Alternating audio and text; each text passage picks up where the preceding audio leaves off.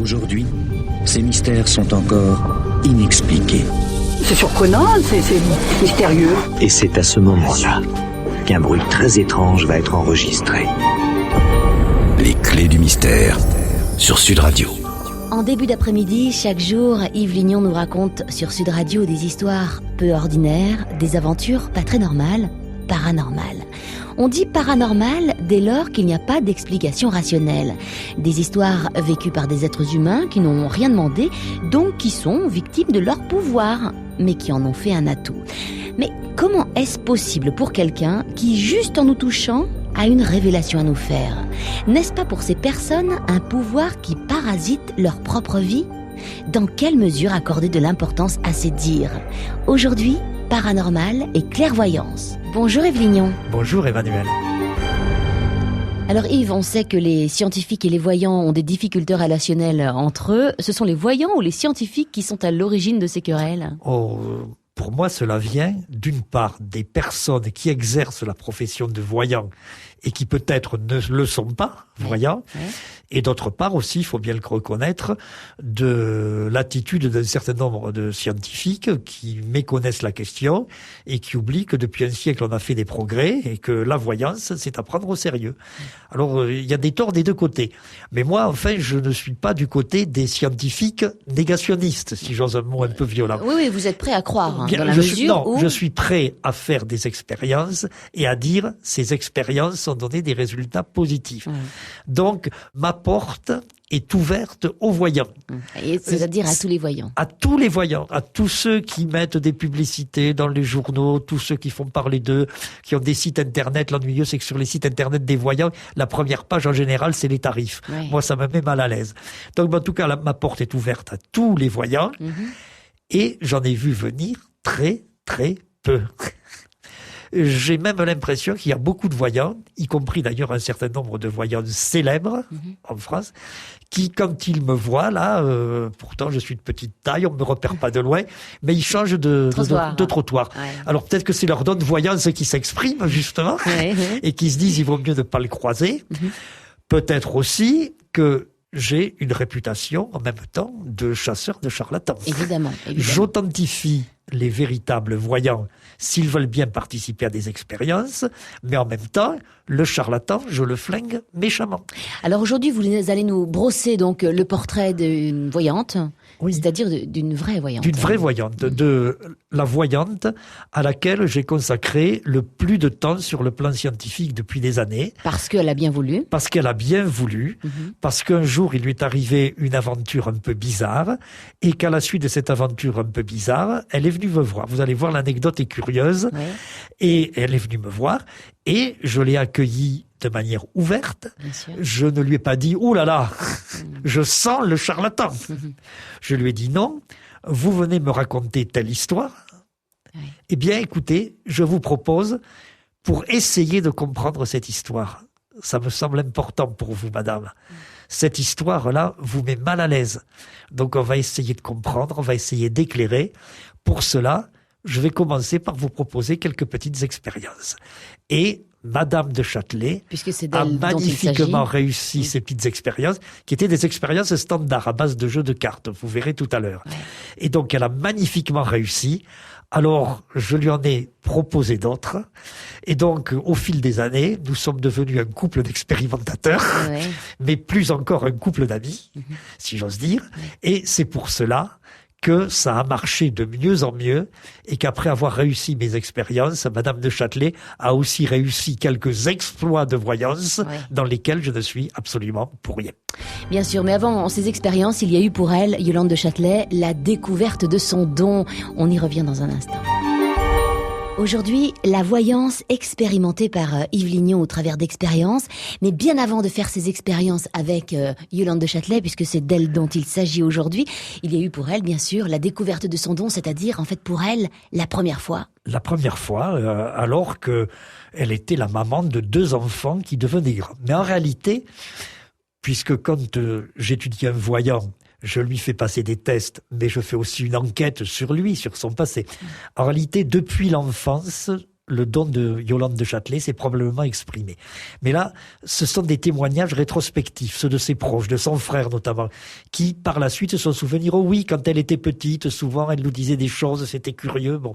Mais tout a démarré vraiment un jour où son époux, le mari de Madame de Châtelet, était loin de Toulouse.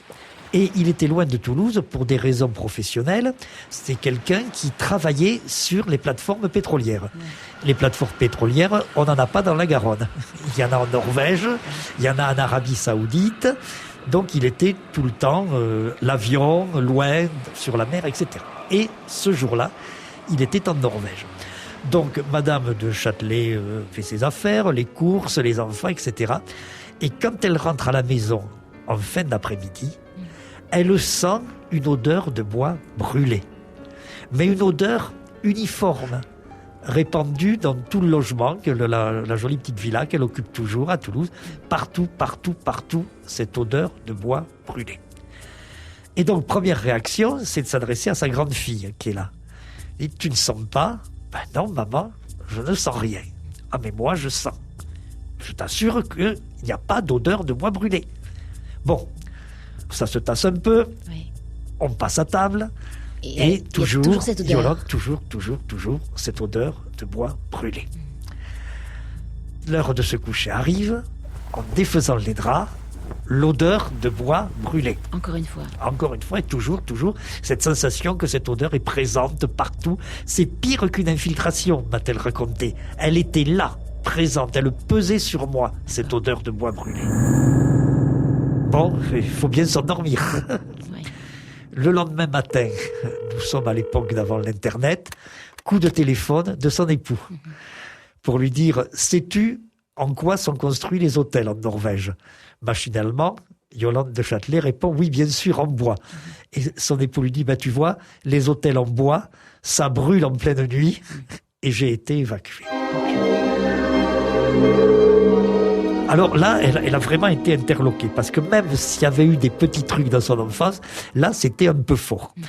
Et ça l'a, d'une certaine manière, déstabilisée. Mais vous allez voir, Emmanuel, que l'anecdote est jolie. Elle ne savait donc pas à qui s'adresser.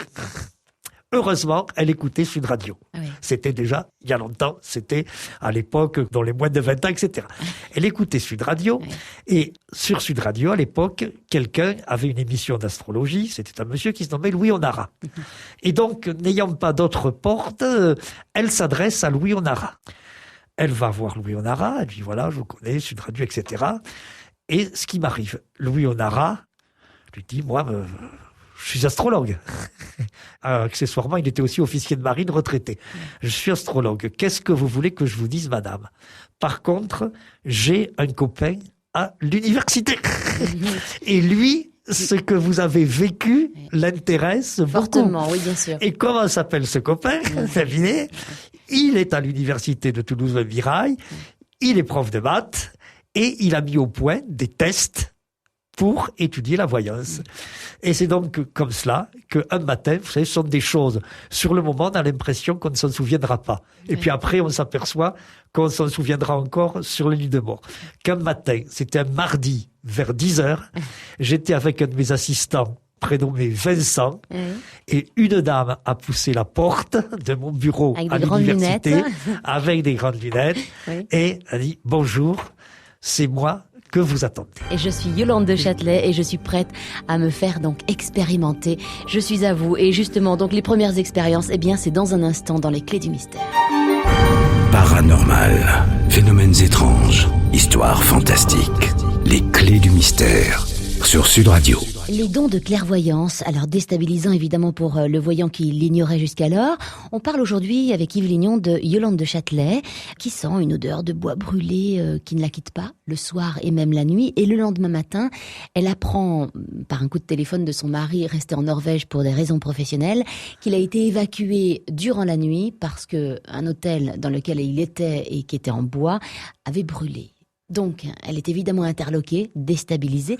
Elle va voir Yves Lignon. Là, donc, vous voyez arriver Yolande de Châtelet avec ses grandes lunettes, qui vous dit, écoutez, je suis à vous. Je vis des choses un peu bizarres, expérimentez.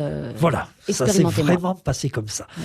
Ce qui caractérise le comportement de Madame de Châtelet, depuis le temps que je la connais, c'est l'extrême disponibilité à l'égard des chercheurs scientifiques. Je lui ai proposé des expériences que je qualifie d'ennuyeuses parce que je suis pudique. Ah oui, ah oui. Elle a toujours accepté avec le sourire. Et évidemment, pour commencer, les premières fois, je lui ai proposé du classique. Ce que nous autres, en parapsychologie scientifique, nous appelons les tests à base de jeux de cartes. Alors, ce sont des tests qui ont été mis au point aux États-Unis avant la guerre. Il ne s'agit pas d'utiliser des cartes ordinaires, parce que ce serait un peu trop compliqué, mais des cartes qui portent des symboles géométriques ou des couleurs. Donc, on les tire une à une. Ouais, carré, rond, triangle, Oui, etc. voilà. On demande au pseudo-voyant qu'est-ce qu'il y a sur la carte. Alors, quand on a terminé, le futur voyant authentifié ou le pseudo-voyant ou n'importe qui, vous, Emmanuel, a fourni un certain nombre de réponses exactes. Mettons, il y a 25 cartes, le voyant, la personne qui passe le test, ne l'appelons pas encore voyant, a fourni 9 réponses exactes. Alors que le hasard pur devrait donner, disons, 5 réponses exactes. Donc, on est au-dessus, apparemment, du hasard pur. Mais est-ce que c'est une réalité ? C'est-à-dire, est-ce que la personne a véritablement deviné le symbole qui était caché, ou est-ce que c'est une fluctuation aléatoire ? Oui, une très grande chance. Voilà. Bien là, les lois mathématiques interviennent. Bien sûr. Et là, je me régale, je calcule. Oui. Je suis vraiment à l'aise. Oui. Et donc, dans ce type d'expérience, à partir du nombre de réponses exactes, les lois mathématiques permettent de savoir si ce nombre de réponses exactes est dû à un coup de chance ou pas. Et si on écarte le coup de chance, il faut bien parler de voyance. Bon, le cours est terminé. Oui. Et donc, j'ai commencé ces expériences-là avec Yolande de Châtelet. À l'époque, j'utilisais un jeu de cartes que j'avais mis au point. Les cartes ne portaient pas de symbole géométrique, mais étaient peintes uniformément avec l'une des couleurs de l'arc-en-ciel. Donc, elles devaient me dire bleu, ou indigo, ou jaune, etc. Alors, les premiers tests, les tests les plus standards qui soient, ça marchait du tonnerre de Zeus. Donc, on a un peu compliqué. Bien sûr. J'ai dit, tiens, maintenant, au lieu de tirer les cartes en votre présence alors qu'il y a un écran qui dissimule le paquet, eh bien, je vais les tirer la veille. Et donc, quand vous arriverez, vous devrez simplement me débiter la liste et je la comparerai avec la liste que j'ai dressée depuis hier. D'autres fois, je lui ai dit, maintenant, c'est vous qui allez me donner une liste et moi, je tirerai les cartes demain. Et ça marchait toujours. Les calculs montraient que ce n'était pas le hasard, qu'on avait bien des raisons fortes de parler de voyance. Alors j'ai voulu essayer de lui faire un sale coup. Il ne faut jamais essayer de faire un sale coup à quelqu'un qui, comme Yolande du Châtelet, est une authentique voyante et un monument de gentillesse. C'est vrai. Et donc, un jour, je remélangeais le paquet chaque fois. Le paquet faisait, pour des raisons mathématiques, il y avait 49 cartes. Je n'ai remélangé que les 24 dernières. Les 25 premières, je les ai laissées dans l'ordre qui avait servi pour le test précédent. Très bien. En disant, elles viennent de mer, on va voir ce qu'on va voir, je l'attends de pied ferme. Et alors, elle s'assied, tranquille. J'ai dit, alors on commence. Yolande, s'il vous plaît, la première carte, elle m'a dit non. Aujourd'hui, je commence à la 25e. Oh, c'est pas parce vrai. que toutes les autres, ce sont les mêmes qu'hier. Et alors, vous allez voir, Emmanuel, c'est le plus joli dans cette histoire. Magnifique. C'est que ce jour-là, elle n'a pas réussi le test lui-même. Donc, la voyante a découvert que j'avais triché, mais de suite après, a loupé le test. Ah, et quand même, oui. Oui, c'est tout à fait amusant. Ouais. Mais enfin, ça confirme bien qu'elle était voyante. Oui. Parce qu'elle m'a dit aujourd'hui, pas la peine de commencer à la première. Ouais. Et c'était un des premiers tests. C'était les premiers tests. C'était les tout premiers tests. Voilà, il y en a eu d'autres, évidemment. En l'occurrence, le test du voyageur. Vous allez voir, c'est une histoire absolument incroyable. Et c'est dans un instant, dans les clés du mystère. Avant de parler de dons de médiumnité, évidemment, vous imaginez bien, il faut expérimenter la bête. Yves Lignon, là, vous avez expérimenté une grande voyante, finalement, qui est oui, c'est une grande voyante. Dans le sud de la France. Elle s'appelle Yolande de Châtelet. Elle est toujours disponible pour faire des expériences parce que justement, elle est très à l'aise avec son don. Vous allez nous parler d'un test, le test du voyageur. Oui. Racontez-nous. Alors, en réalité, ce test, il est double. Alors, d'abord, nous l'avons fait d'une manière standard, une fois de plus, c'est-à-dire tel qu'il avait été fait par d'autres équipes dans le monde. Le principe de ce test, c'est un certain nombre de personnes font un circuit dans une ville et passent à un certain nombre d'endroits précis. Et la voyante doit dire à telle heure, un tel était à tel endroit. Bon, si ce test s'effectue à Paris, la voyante devrait dire à 14 heures, X, qui est membre du laboratoire, se trouvait au pied de la Tour Eiffel. Alors après quoi, on vérifie si à 14 heures, X était bien au pied de la Tour Eiffel. Bien sûr. Alors, nous avons fait cette expérience un certain samedi après-midi, sur Toulouse, évidemment, avec Madame de Châtelet. Ça n'a pas eu des résultats enthousiasmants. Il y avait des choses. Les mathématiques montraient bien que la voyance était là, mais vraiment de manière à peine latente. Un peu comme si l'expérience ne lui plaisait pas à notre voyante à nous, et donc elle hésitait à s'engager, même avec sa gentillesse et tout. Vous savez, quand ça plaît pas, on se donne pas à fond. C'est comme en matière sportive. Et donc on avait bien des résultats qui nous disaient ouais, ça marche, mais nous, ce qu'on aurait voulu, c'est que ce soit triomphal. Et là, c'était correct, peut mieux faire. Hein. Vous voyez, c'est tout. Bon, alors on a dit très bien, il est important de réaliser des expériences qui correspondent dans le fond au désir du voyant.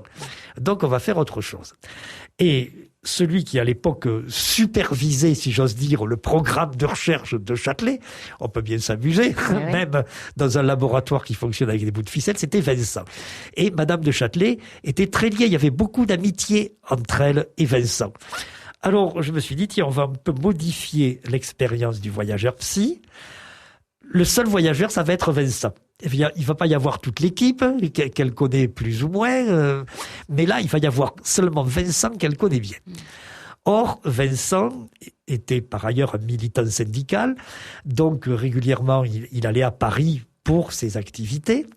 Et donc, je me dis, voilà l'expérience que nous allons faire. Un jour où Vincent sera à Paris, on va demander à Yolande, sans la prévenir que Vincent est parti, qu'est-ce qu'il fait aujourd'hui, Vincent, à telle heure, à telle heure, à telle heure? Et où est-ce qu'il est?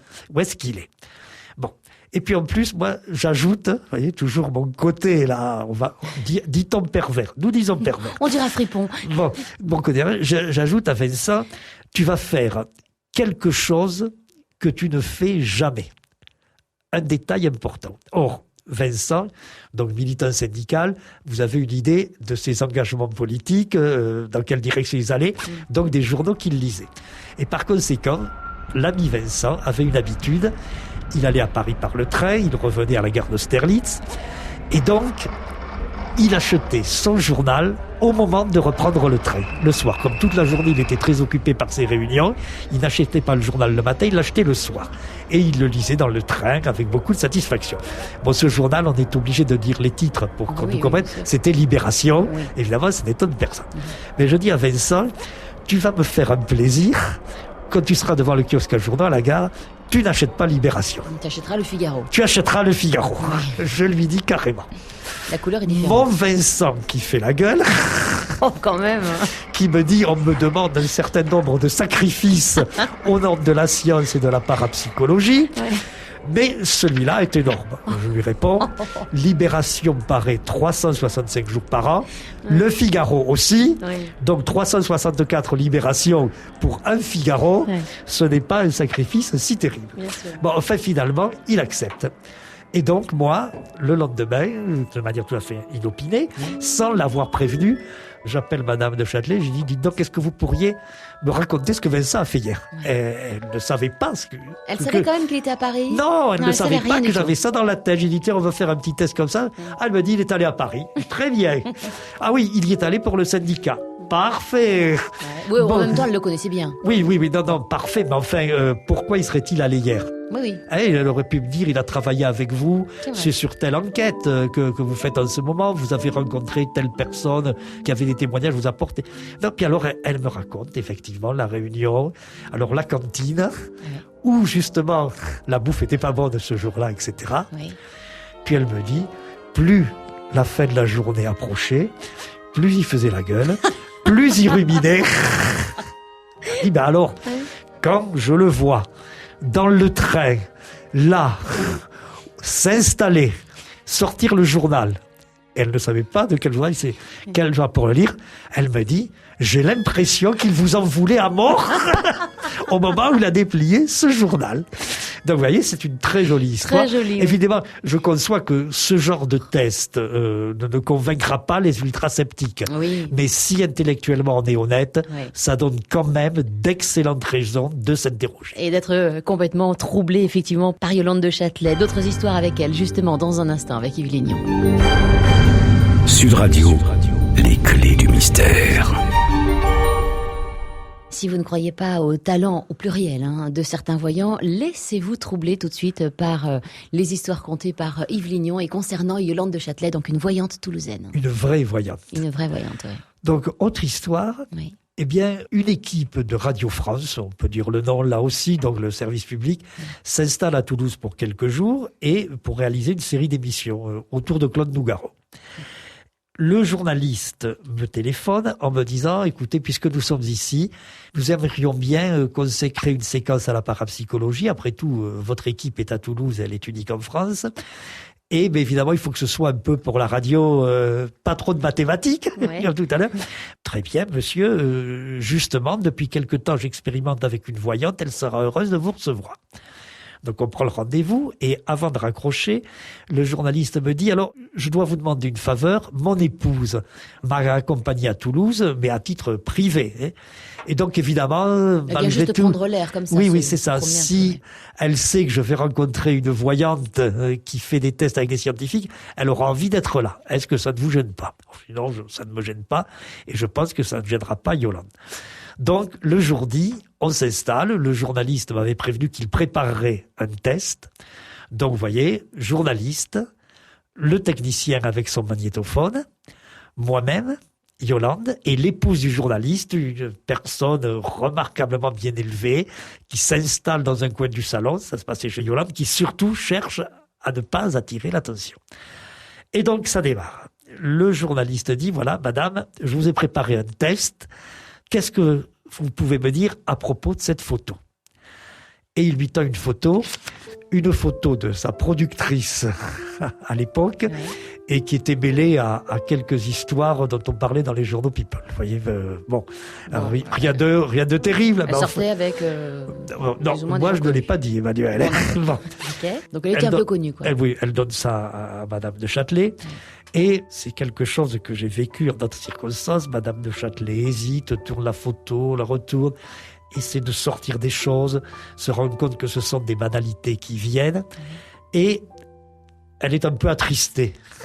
Elle commence à me regarder, à me jeter un coup d'œil, d'un air de dire « Yves, je vous fais de la peine. » Ah oui. Mais Pourquoi? Parce qu'elle n'arrivait pas à... non, ça marche pas. Ça marche pas. La voyance, on le sait, on l'a répété souvent au micro de Sud Radio, c'est quelque chose d'intermittent, on ne connaît pas les mécanismes. Mais quand elle me fait ça, Madame de Châtelet, elle est toujours profondément navrée. Et donc, elle me regarde, elle a cette photo dans la main. Bon, elle regarde pas tellement le journaliste, mais enfin, elle et moi, nous comprenons que ça ne marche pas. Bon, finalement, il faut bien se décider à poser la photo.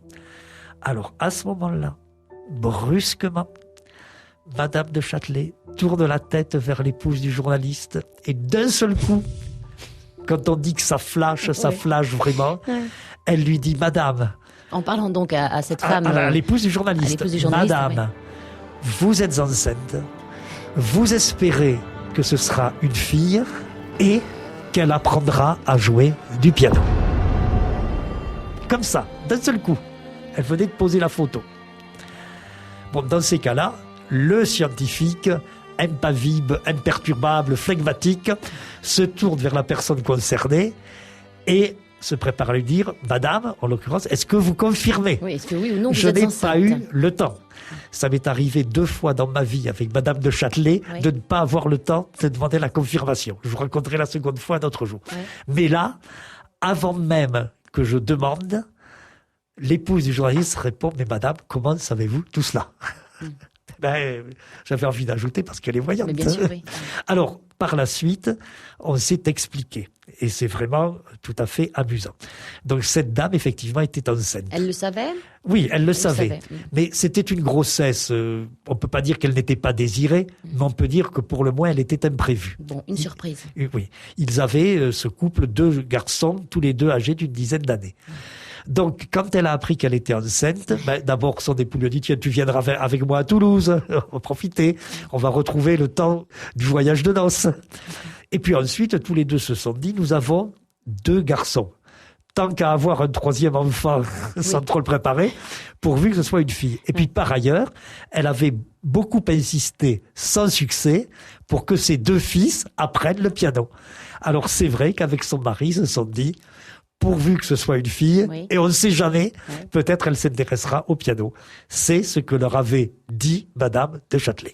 Et finalement, elle a accouché donc quelques mois plus tard. Ça a été une fille. Ah, ça a été une fille. Maintenant, on est quelques années plus tard, je l'imagine. Ça, je n'ai pas suivi le dossier. Vous n'avez pas suivi le dossier. Non, ce qui m'intéressait, c'était la confirmation de la déclaration. Bien sûr. On a envie d'une fille qui étudiera le piano. Et on peut même imaginer qu'elle avait été troublée finalement par la voyance qu'elle allait faire juste après. On ne va pas trop qui imaginer. Non. Oui, ce qui est important, c'est que Yolande de Châtelet a bien dit ce qui était dans la tête de ces 2 personnes à ce moment-là. Très bien, et d'autres histoires évidemment dans un instant dans les Clés du Mystère avec Yves Lignon.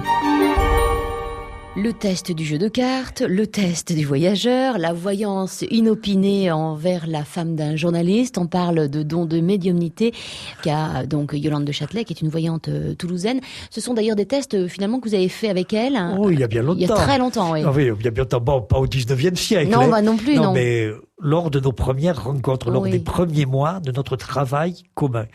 Et par la suite, il y a eu beaucoup de choses. D'abord, je vous ai donné quelques exemples de voyance qu'on peut qualifier de spectaculaires, comme à propos de mon ami Vincent et son journal, ou à propos de l'épouse du journaliste. Mais peut-être parce que le don de voyance s'est développé grâce à cette rencontre entre Madame de Châtelet et une équipe scientifique, elle a fait beaucoup mieux par la suite.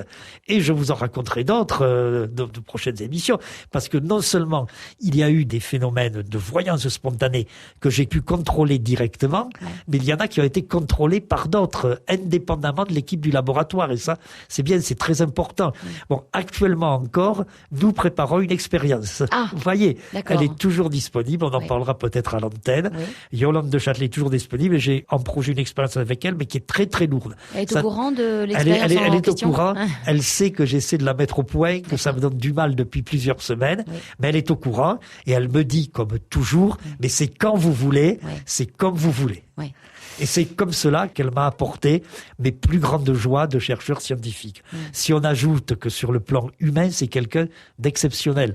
Elle aurait pu, à partir de ça, et il faut bien le dire, avec la caution de mon équipe, faire une carrière professionnelle. Non, c'est une bénévole. C'est une bénévole. Elle accepte de l'argent qu'elle redonne dans une association. L'argent qu'elle accepte, ce qui est normal qu'on lui propose, parce qu'on prend son temps. Bien sûr. Mais elle le reverse à diverses associations. Ce n'est pas son métier d'être voyante, c'est peut-être sa vocation. Et moi, je suis heureux parce que une équipe scientifique, en quelque sorte, a permis à cette vocation, non pas de se révéler, mais certainement de s'épanouir. Magnifique histoire que celle de Yolande de Châtelet, histoire que vous nous avez racontée, Yves Lignon, aujourd'hui. Peut-être qu'on y reviendra d'ailleurs un jour. Sur et avec Yolande de Châtelet, on l'espère. On vous donne rendez-vous bien sûr demain entre 13h30 et 14h30. Cette émission est évidemment podcastable sur le site internet sudradio.fr. À demain. 13h30, 14h30. Les Clés du Mystère sur Sud Radio.